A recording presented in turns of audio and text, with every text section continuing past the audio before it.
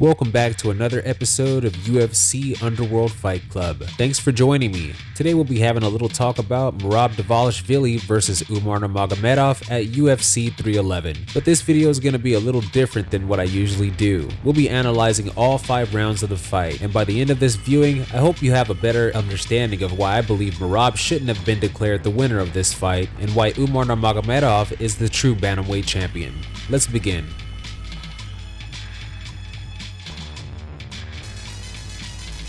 Round 1. Umar tags Merab with a jab and a straight left hand. Merab smiles throughout this fight whenever he loses an exchange. Pay close attention to this because he'll continue to do this throughout the entirety of the fight.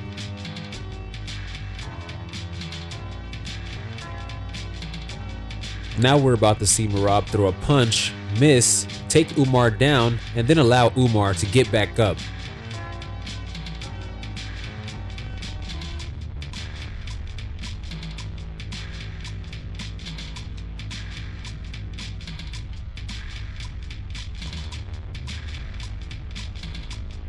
This is basically rinse and repeat throughout the entire fight. Merab does almost little to no damage each time he gets a takedown. Pay close attention because he will continue to do this. Merab tries to land a punch aimed at Umar's face, but because of Umar's head movement, he causes Merab to miss and Merab ends up hitting his chest instead. In real time, it can easily appear to viewers that Merab actually landed a good right hand there, but in reality, he didn't. He missed his target. Even the commentators can make perceptual misjudgments when narrating the events of a fight in real time. The only way to be certain that a punch landed with significant impact is when you see the opponent show signs of being hurt, like their legs buckling, bleeding, or falling to the canvas. And you'll see Merab exhibit at least 2 of those 3 throughout this fight. Let's rewatch this sequence and listen to how Jon Anik describes what he believes he saw occur. Oh, good right hand connection again by Dvalishvili. Jon Anik says another good right hand from Dvalishvili, but we clearly just saw that was not the case. Immediately after this, Umar returns a body shot of his own. The difference between Umar's body shot and Merab's body shot is that Umar was actually aiming for the body and he landed on his target. That's what a significant strike is. Significant strikes aren't just throwing and landing on a person's shoulder or their chest by mistake. He hit Merab right in the center of his core. That's a proper body shot. Now that we have the ability to slow things down, I want you to pay very close attention to what we're about to see occur in this next sequence. Let's take a look at this. Merab follows up by missing all of his punches and he gets caught by Umar again in this exchange.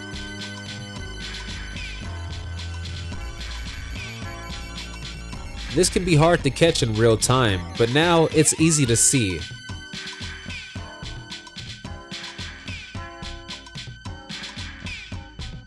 And there's that smile again for confirmation that he knows he just lost in this exchange. Umar lands a straight right.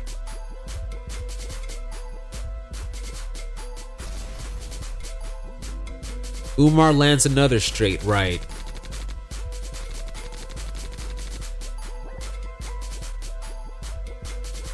Umar lands another straight right. Merab misses and grazes Umar's forehead with that left.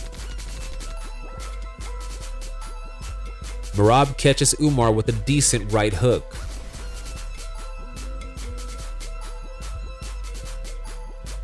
Merab lands a decent calf kick. Umar tags Merab at the end of that left straight.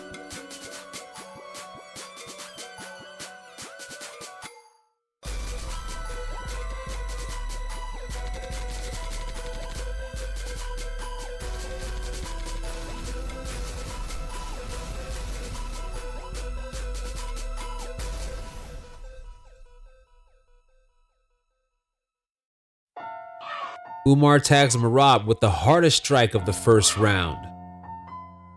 And there's that smile. Notice after Merab gets tagged with that big right hand, he does not continue to pursue Umar for the remainder of this first round, which you should take notice of because it'll be relevant when we get to the 5th round. So Merab gets tagged, he's hurt, He doesn't attempt any further offense for the remainder of the first round.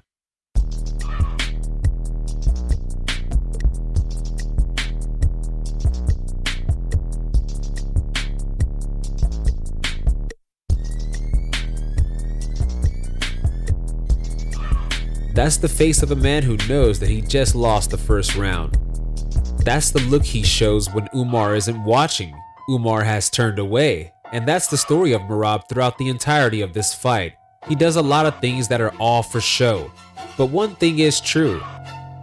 Merab has the better cardio than Umar, but Merab probably has the best cardio out of any UFC fighter on the entire roster, regardless of weight division. It's abnormal, and that's his one superpower, is that he doesn't get tired. Well, at least he doesn't get tired as quickly as a normal fighter would, you could say. But he doesn't do anything other than spam takedowns. That's the way he uses his cardio to win. He essentially stalls all of the action by shooting for takedowns, which causes his opponent to constantly just have to defend takedowns, which do no damage. And that's my problem. Umar did all of the damage in this fight, and he showed more weapons.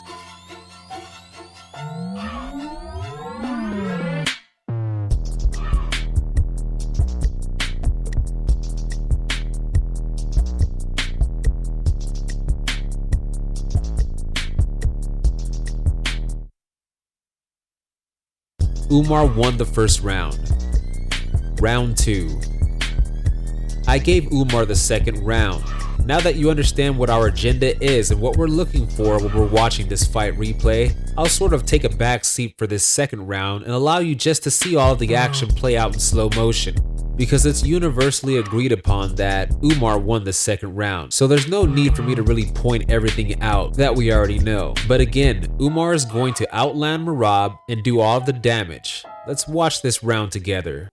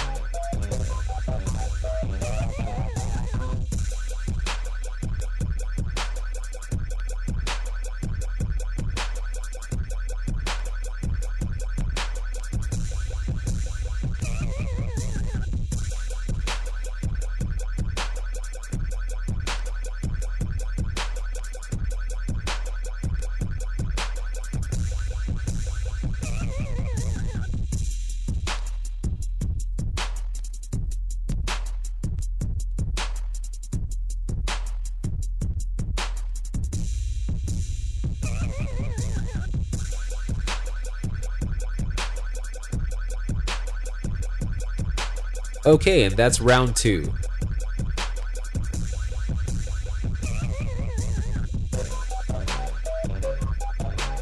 Notice that Umar is sitting down between each break after the round ends, and Merab is not. Part of the reason why Umar lost this fight is because of optics. He has a hard time hiding just how exhausted he is. Merab, on the other hand, stands in between every round. The judges are seeing this, and remember, the judges don't know much about fighting, apart from the fact that Chris Lieben was a judge of this fight, but still, even he got it wrong, because it's hard to see what's actually happening in real time.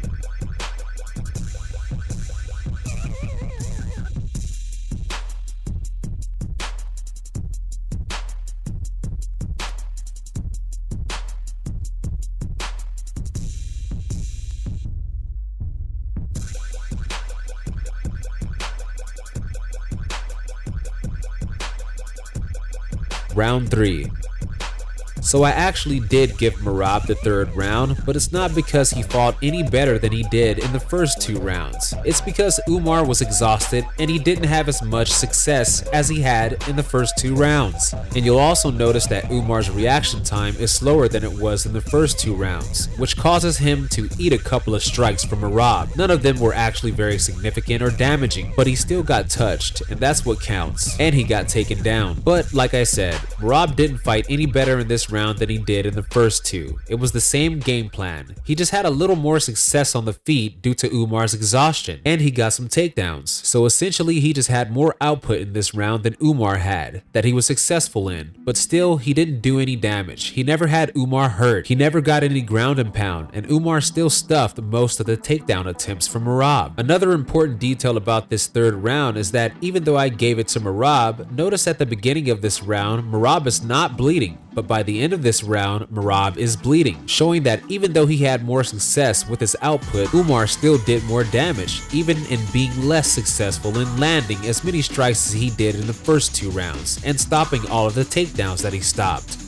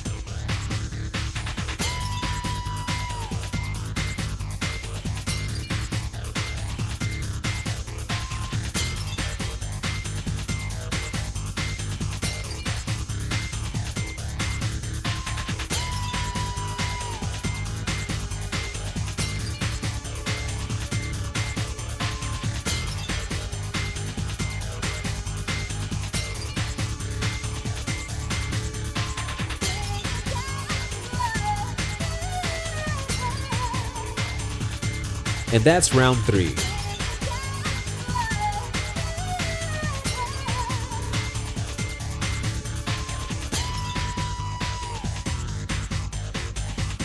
As you can see, Umar is gasping for air. He's tired, and Merab is still standing in between rounds.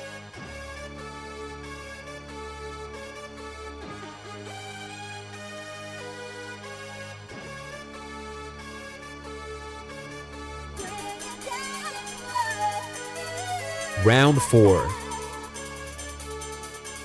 When I first watched the fight live, I gave round 4 to Merab because I couldn't notice everything that was actually happening in real time because the pace is so fast and it's easy to miss important details. After rewatching this fight, I gave the 4th round to Umar. Umar landed the heavier strikes, period. And that's how I look at a fight. Who's doing more damage that could potentially incapacitate their opponent? Who's bringing the fight closer to being finished? And the answer is Umar. Merab could get a million takedowns if he wanted, and Umar would continue to get right back up just like he did throughout the entire fight, which means that Merab never brought the fight closer to being finished with all of his takedowns. He never had any successful ground and pound. He never had Umar in trouble of being submitted. It just didn't happen. But because a large portion of this fight was Merab shooting for takedowns and Umar having to defend the takedowns, it's easy to see Merab as being the one who's in control of the fight and who's in the dominant position, but that's just not the case. Takedowns don't end fights unless you convert them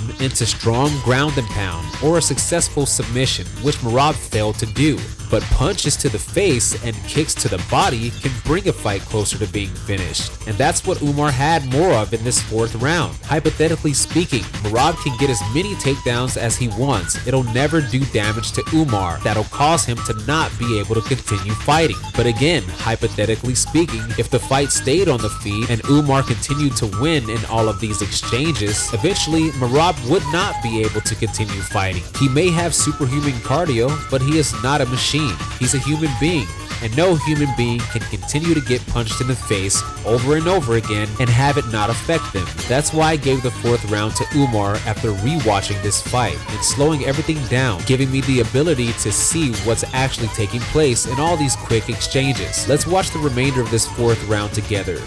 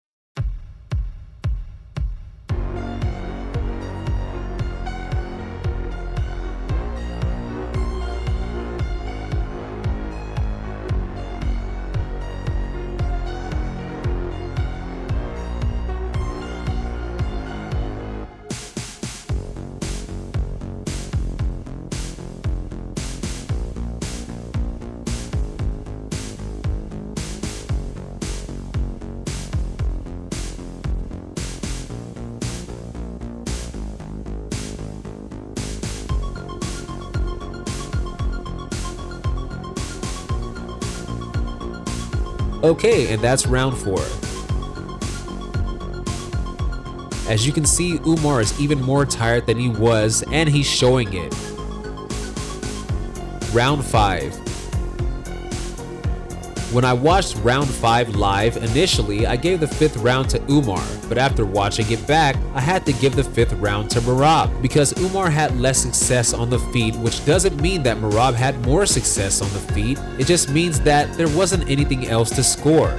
They landed about the same amount of punches as one another, but Merab landed the heaviest strikes of the 5th round, and he got a takedown along with that. Therefore, he had more success with his output than Umar had, so it's right that he's the winner of the 5th round. When I watched it live, I gave it to Umar, because even in real time, you can see that Umar is landing the harder strikes whenever he hits Merab, and that's how I'm judging a fight, who's doing more damage. But after watching it again and slowing everything down, I can see that they were pretty equal in how many strikes they landed on one another. And even though the majority of Umar's strikes that landed were the harder strikes, it still didn't stop Merab from moving forward. Plus, Merab countered that by landing the hardest strikes of the round, even though Merab didn't land very many strikes. Like I said, they were just about equal in that department, but Merab also landed about 1 or maybe 2 takedowns. So the combination of Umar's low output, along with Merab landing the 2 hardest strikes of the round and getting those takedowns and having more output, even though he still missed most of his punches, and when he did land, they weren't as hard as Umar's, along with the takedowns that he landed, won Merab the 5th round. But remember, when Umar landed that big right hand at the end of the 1st round,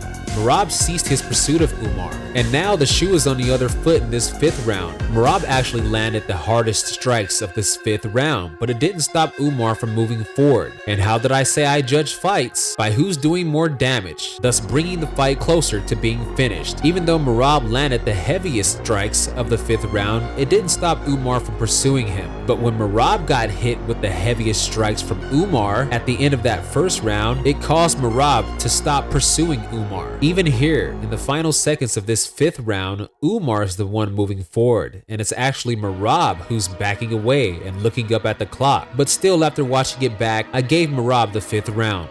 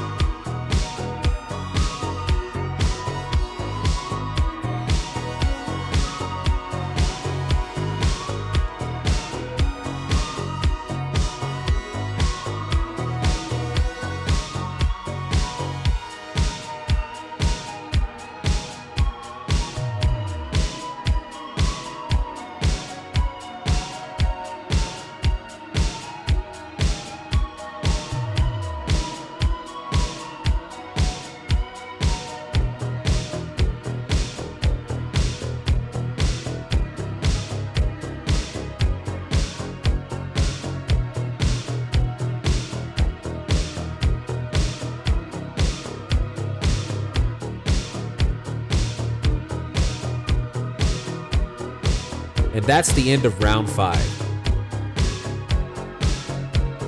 So, after watching all 5 rounds play out in slow motion, tell me, what do you think?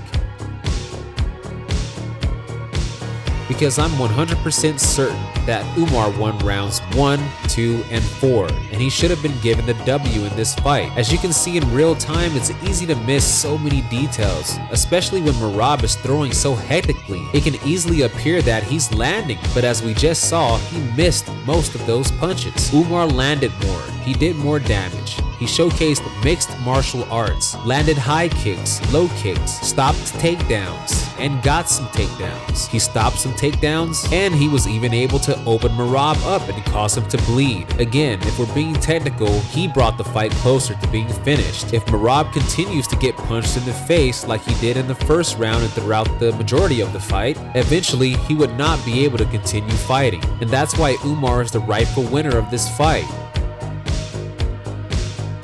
Do you still feel that Merab won the fight, or can you now see that Umar was the one who actually won this fight? I'm very interested in hearing what you guys have to say. Thank you so much for watching, and I'll see you in the next one.